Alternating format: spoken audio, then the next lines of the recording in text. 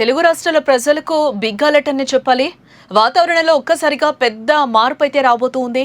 ఆకాశం మేఘావృతమై ఉరుములు మెరుపులతో బాణాలు పడే సమయం వచ్చేసింది. వాయువ్య బంగాళాఖాతంలో ఏర్పడిన ఉపరితల ఆవర్తనం ఇప్పుడు మరింత బలపడుతూ ఉంది. ఇది నేటి రాత్రికి తీవ్రమైన అల్పపీడనంగా మారబోతోంది. దీని ప్రభావంతో ఆంధ్రప్రదేశ్, తెలంగాణ రెండు రాష్ట్రాల్లో వర్షాలు దంచి కొట్టబోతూ ఉన్నాయి.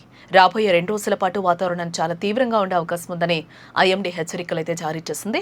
ఏపీలో పరిస్థితి చాలా తీవ్రంగా ఉండబోతోంది.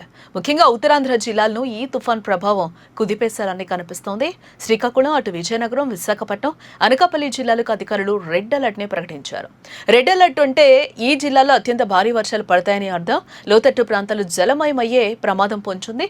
వాగులు, వంకలు పొంగిపొర్లే అవకాశం కూడా ఉంది. కలెక్టర్లు, అధికారులు ఇప్పటికే అప్రమత్తమయ్యారు. అత్యవసర సహాయక బృందాలు సిద్ధం చేశారు. లోతట్టు ప్రాంతాల ప్రజలు కూడా సురక్షిత ప్రాంతాలకు వెళ్లాలని సూచిస్తూ ఉన్నారు. సముద్రం తీవ్ర అలజడిగా ఉంటుంది. అందుకే మత్స్యకారులు ఎవరు కూడా వేటకు వెళ్లకూడదు అంటూ కూడా అధికారులు స్పష్టమైన ఆదేశాలు ఇస్తూ ఉన్నారు. ఇటు తెలంగాణలోనూ వర్షాల తాకిడి చాలా ఎక్కువగా ఉండబోతోంది. ముఖ్యంగా మనం చూస్తే ఉత్తర తెలంగాణ జిల్లాలపై ఈ అల్పపీడన ప్రభావం గట్టిగా పడేలానే ఉంది. నిజామాబాద్, జగిత్యాల, రాజన్న సిరిసిల్ల, కరీంనగర్, అటు పెద్దపల్లి, నిర్మల్ జిల్లాలకు ఎల్లో అలర్ట్ హెచ్చరికలు అయితే జారీ చేశారు. ఈ జిల్లాల్లో ఉరుములు మెరుపులతో కూడిన వర్షాలైతే కురుస్తాయి. వర్షంతో పాటు ఈదురుగాలులు కూడా తీవ్రంగా వీచే ఛాన్స్ అయితే ఉంది. గంటకు 30 నుంచి 40 కిలోమీటర్ల వేగంతో గాలులు వీస్తాయని వాతావరణ శాఖ బులెటిన్ అయితే విడుదల చేయడం జరిగింది. ప్రస్తుతం ఉరుములు మెరుపులతో పాటు పిడుగులు పడే ప్రమాదం చాలా ఎక్కువగా ఉందని కూడా నిపుణులు హెచ్చరిస్తూ ఉన్నారు. పొలాల్లో పనిచేసే రైతులు కావచ్చు, అలాగే కూలీలు బయట తిరిగేటప్పుడు చాలా జాగ్రత్తగా ఉండాలి. వర్షం పడే సమయంలో పెద్ద పెద్ద చెట్ల కింద అస్సలు నిలబడకూడదు. విద్యుత్ స్తంభాలు కావచ్చు, అలాగే కరెంటు వైర్లు, ట్రాన్స్ఫార్మర్ల వద్దకు వెళ్లకుండా ఉండడం చాలా బెటర్. ఉరుములు వస్తున్నప్పుడు సురక్షితమైన కాంక్రీట్ భవనాల్లో ఉండాలి. పిల్లలు అలాగే వృద్ధులు ఇళ్లలోనే సురక్షితంగా ఉండాలని అటు పోలీసులు, విపత్తు నిర్వహణ శాఖ అధికారులు కూడా ఇప్పటికే విజ్ఞప్తి చేస్తున్న సిచ్యువేషన్స్ అయితే నెలకొన్నాయి. ప్రస్తుతం కురుస్తున్న ఈ వర్షాలు తీవ్రమైన వేడి నుంచి కొంత ఉపశమనం కలిగించవచ్చు. రైతన్నలకు కూడా ఈ వర్షాలు ఎంతో కొంత మేలు చేస్తాయి.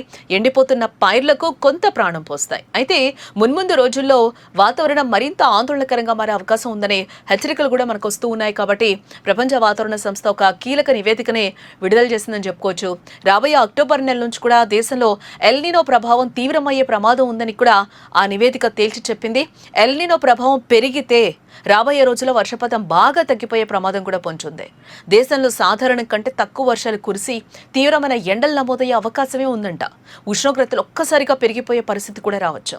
ఇప్పటికే అనేక ప్రాంతాల్లో తాగునీరు, సాగునీటి కొరత వేధిస్తూ ఉంది.